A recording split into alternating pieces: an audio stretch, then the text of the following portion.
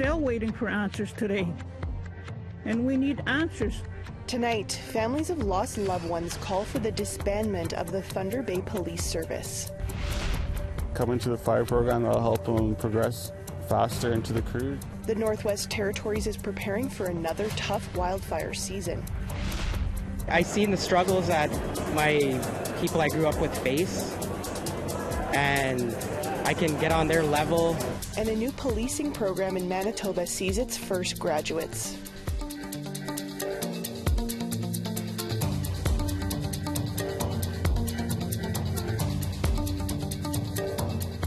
Good evening, I'm Savannah Kelly. Welcome to APTN National News.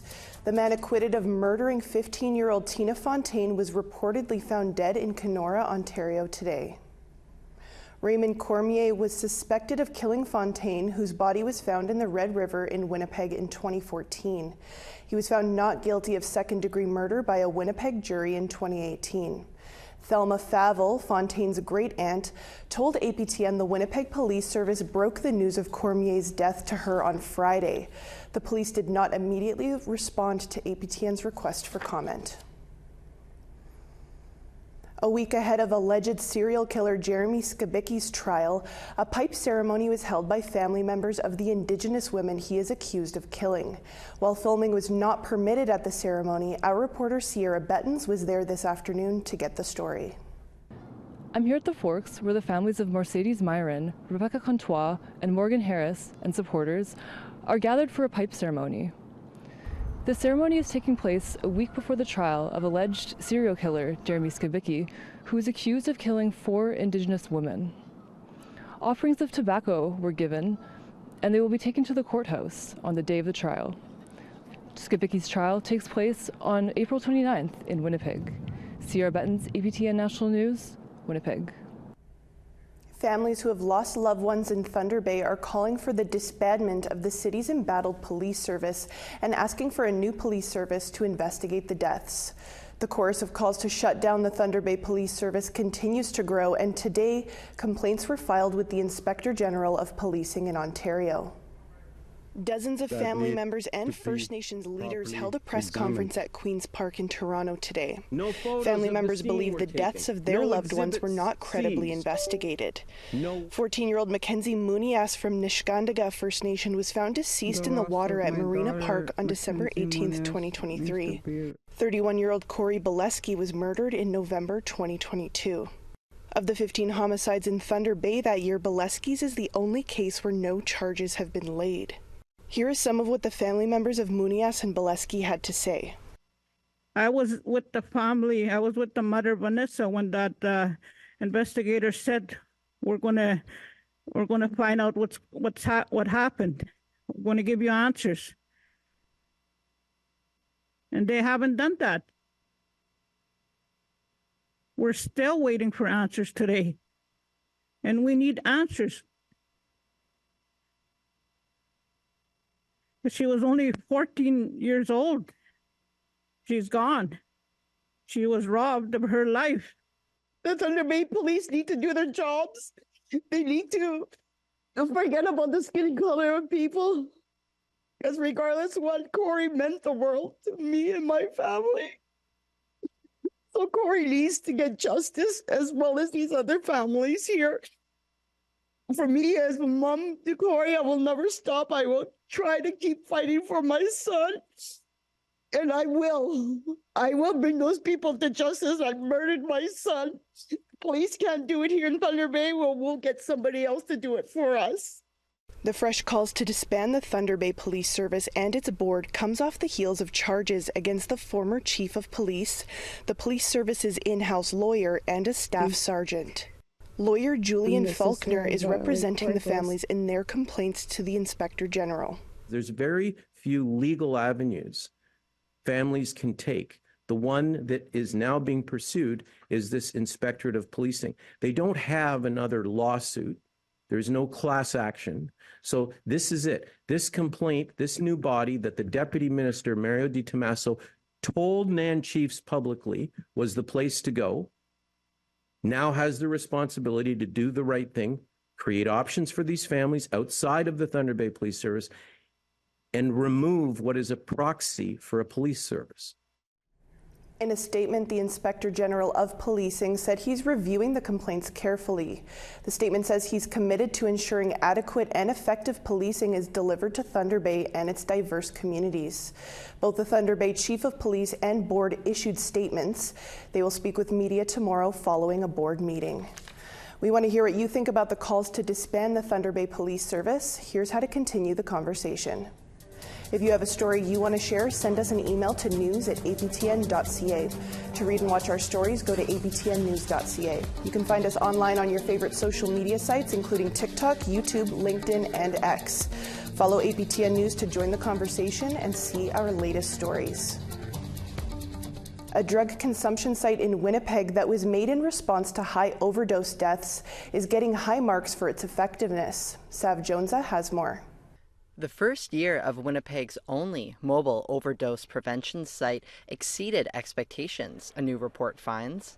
Lark Consulting evaluated the effectiveness of the harm reduction service, where visitors can consume drugs with supervision to help prevent overdose deaths. That the overdose prevention site has been a success and continues to be a success. Cardinal Asland is a consultant who worked on the report, which looks at the period between October 2022 and October 2023. It found that the site had more than 26,000 visitors in its first year. Around 7,000 of those visits were to consume drugs like meth. Despite thousands of visits, there were only 20 overdoses during that time. But most importantly, there were 0 deaths.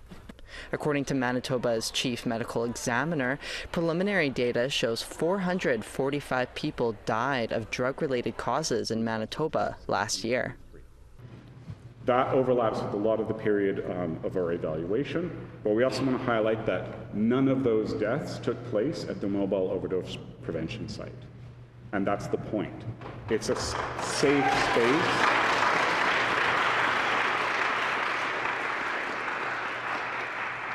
It's a safe space for people to access services, access supports, connect with community, and sometimes use drugs, and do it in a way that's safe and keeps them alive. So they're still around tomorrow and tomorrow and tomorrow. People who use drugs helped provide support and guidance to the service. Peer Support Program Coordinator Ali Seidlitz says they were integral to its success. This program is the perfect example of the magic that can happen when you give people who use drugs the opportunities and the agency and the respect they deserve. Despite the success, the report urges that MOPS is not the end-all solution to the toxic drug crisis, and a more permanent supervised consumption site is needed. Sav Jonesa, APTN National News, Winnipeg. After the break, we'll tell you how the South Slave region of the Northwest Territories is preparing for wildfire season amid drought conditions. Plus, 10 new police officers graduate from a program taught through an Indigenous lens. The reason why I wanted to be a police officer because I was very community orientated and I'm very involved with the homeless.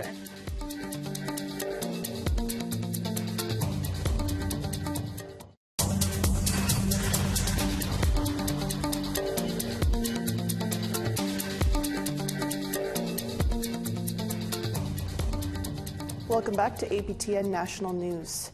A groundbreaking ceremony for the Vancouver Community College was held recently that incorporated Indigenous ceremony and culture in every aspect. APTN's Tina House has this story.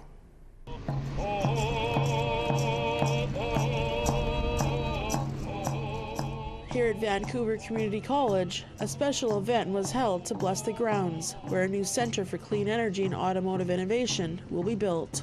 They're going to be using the people they've asked to come and sing beautiful songs here from our Kumatsquim, Slewit, and Squamish people to come and sing the songs and spread the tump. They're going to be taking care of the corners of this lot here today. For the President and CEO, AJ Patel, this is a special day. Thank you to members of the Musqueam, Squamish, Tsleil-Waututh families.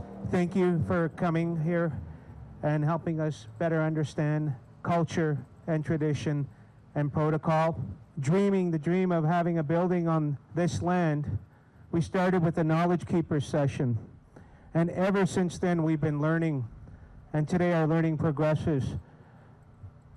The design of this building will incorporate all forms and art and function of the Coast Salish tradition, protocol, and culture. Students will learn about important clean energy fields that are in high demand and support the province's training, labor market, and environmental goals for a clean and sustainable future for future generations.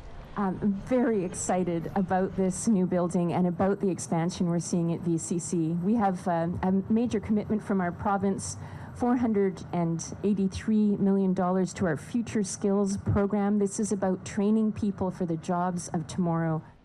And this is what the new center will look like once completed. For VCC alumni Eddie Gooch, he is grateful that the Vancouver Community College has fully embraced reconciliation as part of their everyday operations. As a member of the 60s Scoop, I grew up in an interracial family, a little bit disconnected from culture, and VCC was actually a place that I was able to bring in two worlds and really sort of grow that part of understanding of an Indigenous person that I am. The event concluded with a traditional feast as part of protocol. Tina House, APTN National News, Vancouver. A recent graduation for 10 new police officers will benefit some First Nations across Manitoba. As TR Wheatley shows us now, not only are most of the recruits Indigenous, the program also provided a lot of training through an Indigenous lens. Those cheers are for 26-year-old Autumn Lowther of Opaskwayak Cree Nation. She is one of 10 recruits who graduated from the first training partnership between the Manitoba First Nations Police Service and the Assiniboine Community College. It was really physically demanding, really mentally challenging. The reason why I wanted to be a police officer because I was very community orientated and I'm very involved with the homeless. Police Chief Doug Paulson says that community drive is essential within the MFNPS. He calls this 6-month program unique. We re-injected a lot of cultural pieces into it and a lot of community connection. Maxim Bolio. As a husband and father of 2 kids, Maxim Bolio of the Sandy Bay Ojibwe First Nation says that component is vital to succeeding as an officer. I've seen the struggles that my people I grew up with face, and I can get on their level. He believes it should be mandatory for all police hopefuls to take similar training because knowing the history helps with understanding the struggles Indigenous people battle. Manitoba's Attorney General says his government supports initiatives like this. Under Premier Wab Kinu's leadership, our government is committed to improving public safety while fostering greater trust and respect between law enforcement and First Nations communities. The MFNPS currently has detachments in 8 communities across Manitoba. They are looking to expand into Brokenhead, Fisher River, and Saging in the next few years. And we're working hard in the communities recruiting as we speak. The next MFNPS training is scheduled for this fall. Meanwhile, Lowther is looking forward to serving both Kanupa-Wakpa, Dakota, and Birdtail Sioux First Nations. She wanted to be a police officer her whole life. I have an auntie who was missing. Her name was Amanda Sophia Bartlett. She went missing in 1997. I am the oldest out of 3 sisters, so I feel like I just want to protect my sisters in all the communities. That was my goal. The new constable's official start date is April 29, and they'll be dispatched into communities like this one. TR Wheatley, APTN National News, Long Plain First Nation. Across Denendeh, water levels are low, drought conditions are in the forecast, and the probability of fires are high. Our reporter Charlotte Morit-Jacobs traveled to the South Slave region to see how they're preparing for this season. Here's that story. My father-in-law and some other people that work there. The Northwest Territories fire season is around the corner, and with it, comprehensive preparation. Here on Ketladitche First Nation by Hay River, crews are adding more tools to their tool belt earlier. I have 7 people here, I believe, and 13 that are doing all the courses in Fort Providence. So what that entails is WMIS, TDG, first aid, wilderness first aid, and chainsaw with danger tree level 3 assessment done. That'll help them if they want to come into the fire program that'll help them progress faster into the cruise. Robert Lafleur is the new manager of Evergreen Forestry Limited Partnership, an Indigenous contract company. He's readying crews to be on the fire line the moment the season starts, April 29th. Last year, the NWT broke records, with 303 fires burning more than 4.1 million hectares of land. Hay River, KFN, and West Point First Nation evacuated in May and then again in August from separate wildfires. So Evergreen partnered with Degagotne First Nation in Fort Providence and Ketlodeche. Along the way, chiefs and knowledgeable elders are involved in the process and will be there to support crews. And this is why I want all this other training done as well. That way they're not pulling people off the Type 1 crews to go work with EFFs or, you know, hiring chainsaw operators to go with EFFs. Especially last year, it was high intensity and they're always moving, right? So I had 2 crews that were really burnt out because they were out in Betchico, they were out in Smith, they were here again, and then yeah, with those 2 crews they were just burnt out mid-season, to say the least, and then all 6 crews were extended. Despite working in forestry for nearly 2 decades, Joka Minoza said he wasn't asked to fight fire until mid-season last year. It gets too smoky and you can't fly and you can't fly something out. But it was pretty intense last year because it always smoked, and when I first seen that fire, that's when they asked me to be Type 2 firefighter. So, but we just stayed around base and put sprinkler kits around the VARs. Same with Shane Fabian. He was on standby for KFN last year, but with more training this year comes more possibilities. Like all the crew here, Fabian's dad fought fire. After all, this is his home and his traditional territory. It's really important. Now where are we going to go hunt moose? Now we got to go farther. We're working with the same crew for the last 10 years. Same people, same community members. Along with firewood cutting programs, Evergreen is also trying to keep people employed longer in the year. Getting seeds for the government. They want to do a 1 billion tree program here in the South Slave, I believe. They're participating in a new black spruce tree planting reforestation program. Really? Meanwhile, the territorial government is hosting wildfire community engagements in communities hardest hit to share lessons learned and prepare for what's to come. Charlotte Mort-Jacobs, APTN National News, Ketlodeche First Nation. We need to take one more quick break. Our photo of the day and weather are next. Plus, a Cree artist unveils a miniature replica of a residential school that had a role in his family's history. This kind of piece isn't about recalling a bad part of history or having, placing blame on anyone for this history. It's a place to start a new forward-thinking way of reconciliation.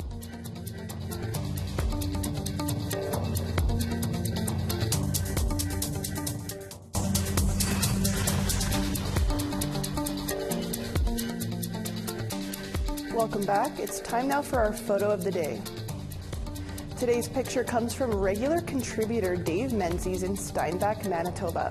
Dave took this shot of a blooming pussy willow while driving on the road. Send your spring pictures to share@aptn.ca to be featured as our next photo of the day. Now let's take a look at tomorrow's weather forecast. Starting off on the east coast, 8 degrees and sunshine for Halifax, +7 in St. John's. Nain, snowy and -5, Le Grand River, -6. Saguenay, mix of sun and cloud, 15 degrees, Quebec City, +16. Toronto, rainy and 15 degrees there, North Bay, +11. Timmins, 3 degrees there, Wawa, -1 and snow. 0 degrees and sunshine for God's Lake, +9 in the Pas. Winnipeg, rainy and 10 degrees, Brandon, +13. Swift Current, 18 degrees and sunny there, Yorkton, +15. Stony Rapids, 9 degrees, La Ronge, +13. 17 degrees and sunshine for Fort McMurray and Grand Prairie.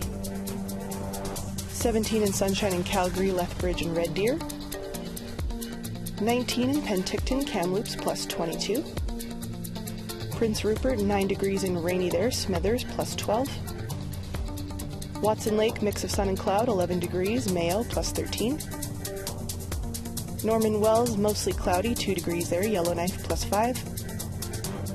Paulatuck, minus 13 and sunshine. Fort McPherson, minus 1. Baker Lake, snowy and minus 9. Nauyat, mix of sun and cloud, 13 degrees. Aglulic, minus 13 there. And Iqaluit, snowy and minus 1.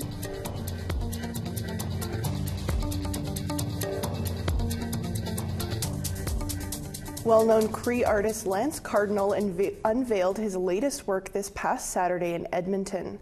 It's a miniature of a residential school that had a role in his family's history. APTN's Chris Stewart has more. Lance Cardinal has been an artist for decades, and a singer, dancer, set designer. He also crafts miniatures. Cardinal unveiled his newest work, an incredibly detailed residential school. So right now we're here at the Minutia Show, which is a miniature show here at the Alberta Craft Gallery in Edmonton. And I'm really honored to have my piece here, the St. Martin's Mission School. This is a 1/12 scale miniature replica of the residential school that my grandparents went to from my home community of Wabasca Desmarais. This building stood from 1901 until 1930. And it was one of many schools that came after it. So it's a part of my history and one of the biggest miniatures I've ever created. He says the idea to make it came from the creator years ago. The piece took 5 weeks to complete, and he says he had complex feelings knowing its history with his family.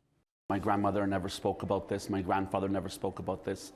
You know, and they met at this school. My grandparents met here on the steps of the school when they graduated, and they were married that day, you know, sort of in an arranged way, and that became our family. So for me, it's a very interesting start to our family and a history I don't know anything about. So this was a personal journey for me. Cardinal says he wants the miniature to initiate discussion and learning. I think this is an important thing to have here at the gallery to initiate conversation. This kind of piece isn't about recalling a bad part of history or having, you know, placing blame on anyone for this history. It's a place to start a new forward-thinking way of reconciliation, hand in hand with each other, Indigenous with Indigenous, non-Indigenous and Indigenous people. Learning about this history together is so important to me. So I think this would help start that conversation. The work will be on display at the Alberta Craft Gallery in Edmonton until June 15th. Chris Stewart, APTN National News, Edmonton. That's all the time we have for your Monday news. For news anytime, visit our website at aptnnews.ca. I'm Savannah Kelly. Marcy Miigwech, thank you for joining us. Have a great night.